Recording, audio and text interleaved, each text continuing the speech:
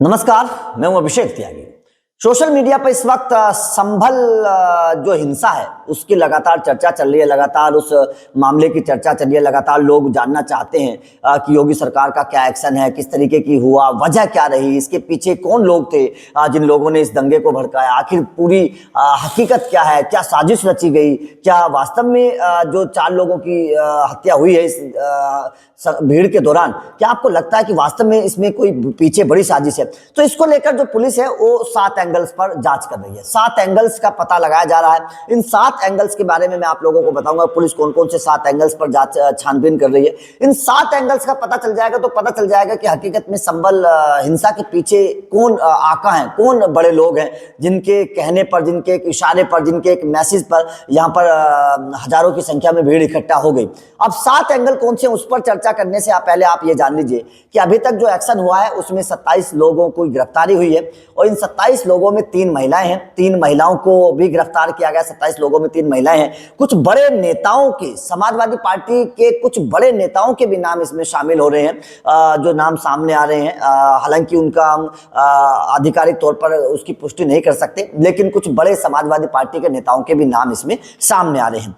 अब पुलिस जो 7 एंगल्स की जांच कर रही है, क्योंकि इस हिंसा के बाद जो सबसे बड़ा सवाल है वो पुलिस के सामने अभी भी बना हुआ है। तो वो 7 एंगल कौन से, चलो उस पर चर्चा करते हैं। सबसे पहला जो एंगल है वो ये है कि पुलिस इस बात की जांच कर रही है कि जामा मस्जिद के जो आसपास भीड़ इकट्ठा हुई वो किसके कहने पर हुई। ये सबसे बड़ा सवाल है। आप लोगों के जहन में भी सवाल होगा कि आखिर वो कौन आका है, वो कौन इंसान है जिसके एक इशारे पर, जिसके एक मैसेज पर जो संभल में जामा मस्जिद है जिसकी छानबीन की जा रही थी, उस जामा मस्जिद के पास जो भीड़ इकट्ठी हुई किसके इशारे पर हुई, किसके कहने पर हुई, किसके मैसेज पर हुई। ये पुलिस का सबसे पहला जांच का विषय।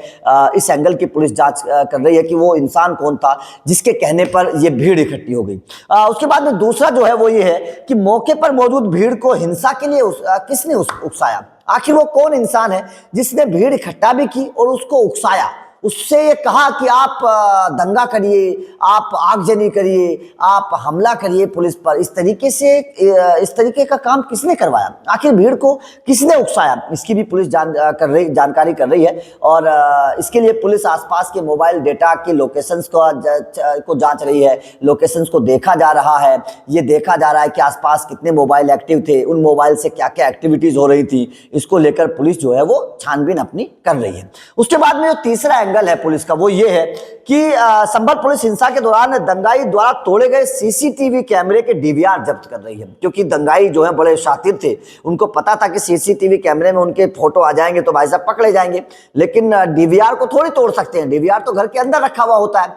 तो पुलिस क्या कर रही है कि सीसीटीवी कैमरे तो तोड़ दिए लोगों ने, अब उन सीसीटीवी कैमरों के डीवीआर को इकट्ठा किया जा रहा है, घरों से लिया जा रहा है और उन डीवीआर में जो वीडियोज हैं उनके जरिए पता लगाने की कोशिश की जाएगी कि आखिर इस पहचान की जाएगी कि इस दंगे में कौन कौन लोग शामिल थे। उसके बाद में जो चौथा एंगल है जिसको पुलिस तलाश रही है वो ये है कि संभल पुलिस ने अभी तक 27 मोबाइल फोन को फोरेंसिक लैब में भेजा है। 27 मोबाइल फोन, जो 27 लोग पकड़े हैं उन 27 लोगों के मोबाइल फोन को जो है वो फोरेंसिक लैब में भेजा है, ताकि इन फोन से जो डाटा डिलीट हुआ है उसको रिकवर किया जा सके। क्योंकि लोगों ने मोबाइल से डाटा कुछ डिलीट कर दिया था, तो उसको रिकवर किया जा सके और ये पता लगाया जा सके कि आखिर पूरी तैयारी क्या थी, क्या साजिश रची गई थी, क्या प्लानिंग थी इन लोगों की। जो 27 लोग पकड़े हैं उन 27 लोगों के मोबाइल फोन को जो है फोरेंसिक लैब में भेजा गया है। तो ये भी एक एंगल है, उससे पता चल सकता है कि आखिर इसके पीछे की क्या वजह थी।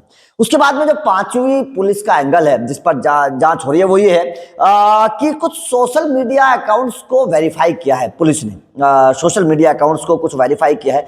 उन सोशल मीडिया अकाउंट्स पर किस तरीके की एक्टिविटी रही, संभल हिंसा के 1-2 दिन पहले या उस दौरान किस तरीके की एक्टिविटीज रही, उनसे कैसे मैसेज पास किए गए, किस तरीके की बातें की गई, उन पर कौन लोग एक्टिव हैं, किन लोगों की तरफ से वो ऑपरेट किए जाते हैं, इन तमाम चीज़ों की भी जो है वो छानबीन जो है चल रही है। तो ये भी एक बहुत बड़ा एंगल पुलिस के हाथ लगा है।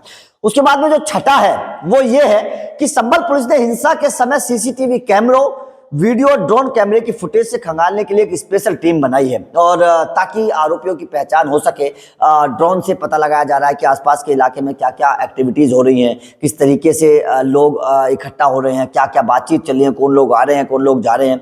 तो एक टीम बनाई गई है बाकायदा, वो टीम इस चीज़ पर नज़र बनाए हुए है, निगरानी रखे हुए है, ताकि चीज़ों को पता लगाया जा सके, जल्द से जल्द इस मामले की हकीकत को जाना जा सके। उसके बाद में जो 7वां एंगल है जो पुलिस जिस पर जांच कर रही है वो ये है कि संभल पुलिस रविवार को हिंसा के मामले में जल्द से जल्द स्थानीय लोगों से बातचीत कर रही है।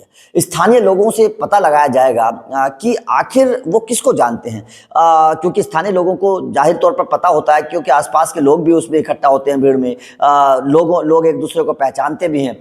तो स्थानीय लोगों से जानकारी लेने की कोशिश की जाएगी कि आखिर इस भीड़ में कौन लोग थे, किसकी वजह से ये दंगा भड़काया गया, किसके कहने पर ये पूरा मामला हुआ, किसके एक मैसेज पर ये भीड़ आ गई, किसकी प्लानिंग के तहत ये पूरा मामला हुआ था, किसके कहने पर ये पूरा दंगा भड़का, लोग कैसे इकट्ठा हुए जामा मस्जिद के आसपास। तो ये आसपास के लोगों से छानबीन की जाएगी। तो संभल पुलिस इस वक्त एक्टिव है, योगी सरकार एक्टिव है, और जैसे इन 7 एंगलों की जांच सामने आएगी तो जाहिर तौर पर योगी सरकार कोई बड़ा कदम उठाएगी, और उस बड़ा कदम का जो असर होने वाला है वो अभी ये लोग समझ नहीं पा रहे हैं कि आखिर योगी सरकार क्या कर सकती है, क्योंकि हमसे पहले योगी ने कैसे दंगाइयों को अकल ठिकाने लगाई है वो दुनिया जानती है। इन लोगों की भी अकल ठिकाने उसी तरीके से लगाई जाएगी जिन्होंने संभल में हिंसा भड़काने का काम किया है। तो आपका इस हिंसा को लेकर क्या कहना है? क्या आपको लगता है कि वास्तव में सोची समझी साजिश थी? क्या आपको लगता है कि ये पूरी तरीके से एक प्री प्लान था ताकि उस जामा मस्जिद पर एक्शन ना हो सके, उसकी हकीकत बाहर ना सके, उसके अंदर जो चीज़ें थी वो बाहर ना सके? कमेंट करके अपनी राय दीजिएगा। वीडियो अच्छी लगी तो लाइक और शेयर जरूर करिएगा, चैनल को सब्सक्राइब करिएगा, क्योंकि अपडेट लगातार मिलते रहेंगे। Thank you very much.